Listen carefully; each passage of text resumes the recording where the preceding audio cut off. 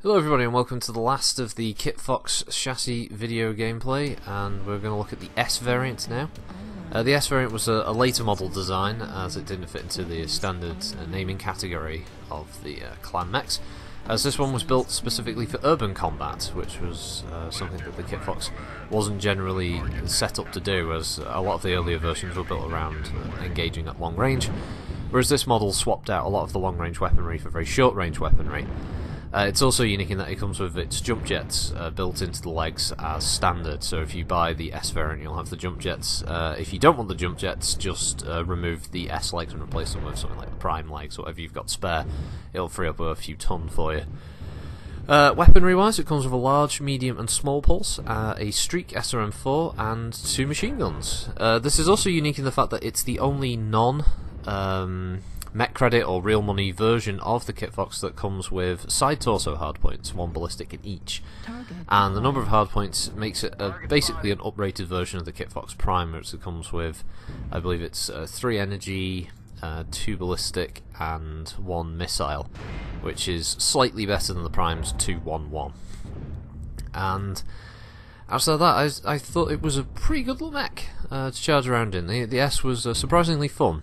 It was quite nimble, and despite the fact that it's not the quickest of the clan mechs, especially in the light category, but it does have a lot of firepower at short range. It means you can very quickly burn down targets, especially people who aren't expecting a Kitfox to come at them with quite that much firepower. It does have an issue of heat, obviously, as it's difficult to juggle heat dissipation with Omni-mechs, because you can't really rip out heat sinks, and adding more heat sinks means you've got to compromise somewhere else. So that is one of the minor issues you've got to deal with. The machine guns also come with only half a ton of ammunition as well, so you have to bear in mind that when you're going to use them, you should probably be firing them at targets that are opened up at some point to try and take advantage of that higher critical chance. For me personally, I think I was running the larger medium pulse in the same weapon group with the small, with the machine guns and the Streak on its own weapon group, and that way it meant everything could be kind of used at roughly the same time and didn't overheat too quickly. I did enjoy running this model though, and I think if you haven't had a go of it, certainly pick it up. At least it's cheaper in the long run if you just buy the Omnipods rather than buying the whole mech, as Omnipods on average are going to cost you a few 100,000 C-bills compared to a few million for the whole mech as a complete package. And honestly, all you're giving up for that is, I think it's like a 10% XP boost, or a 30% XP boost, which is not really that much in the long run. It saves you a lot of C-bills as well, because that's the main downside of clan mechs, is that they're very, very expensive for what they are sometimes. Considering some of the clan lights that are standard battle mechs can outperform Omni-mechs in MechWarrior line, which is just wrong on many, many levels. So yeah, it's definitely best to buy the Omnipods as they come along separately and see what works for you, because I don't think any of the light mechs in the clan side, Omnipods, come with anything unique in the actual center torso section or the head.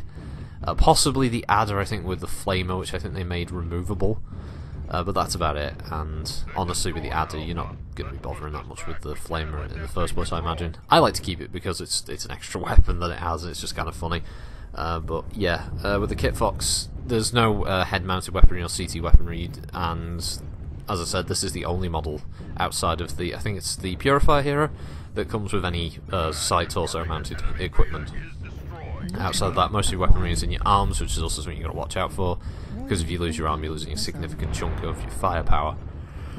Also, the Kitfox, despite the fact that the tabletop write-ups for them is that they're relatively well armoured, in MechWarrior Online they're not. They'll get brought down pretty quickly. They have fairly decent-sized hitboxes as well, compared to things like Arctic Cheetahs and Misslings. So you have to be careful getting your legs blown off, as they're quite large, actually, on the Kitfox by comparison, even to the Cougar and the Adder, which have kind of similar setups visually. For some reason the Kitfox legs just seem to have a much larger hitbox, so yeah, just go watch out for that one. And yeah, that's about it. I would recommend it. Have a go, see what you think. And yeah, this rounds out the Kitfox chassis series now. We're moving on next time to the Arctic Cheetahs. one of the more divisive lights within MechWarrior Online. Some people swear by them, other people swear at them quite regularly, because they are an incredible pain in the ass to fight sometimes. And as a notes on this match, sorry for I may have made an edit at this point, but there was a long period at the beginning of this match where me and a Stormcrow were the only people on our team that was stood in the circle on this domination map, and the entire team made this almost Moses-like 40 years in the fucking desert move around the top of the map where I currently am, to fight, I think, 2 mechs on the other team, and it started to get a bit dicey, and I got damaged quite badly trying to stay within that circle and not get killed by battle masters with all pulse lasers for quite a while. And yeah, it was frustrating. So there may have been like a weird edit in this match, just maybe to cut down on the time, because it was a bit boring, just, you know, stood there and not much going on, but it was the only way to stop us from losing the match. And what I found funny was later on, when I was outside the circle, someone was like, "Oh, maybe get in the circle." I was like, "Well, maybe you should fucking get in the circle, because you all decided to hang around outside the domination hardpoint for a majority of the match, while me and that Stormcrow did, you know, fuck all, trying to stop them from capping us out instantly."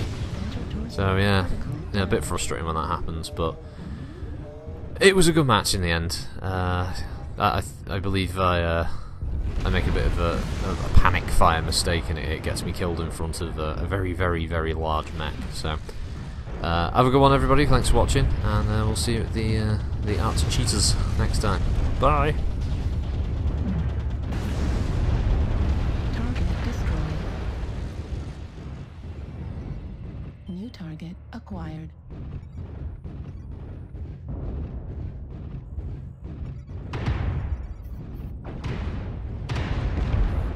New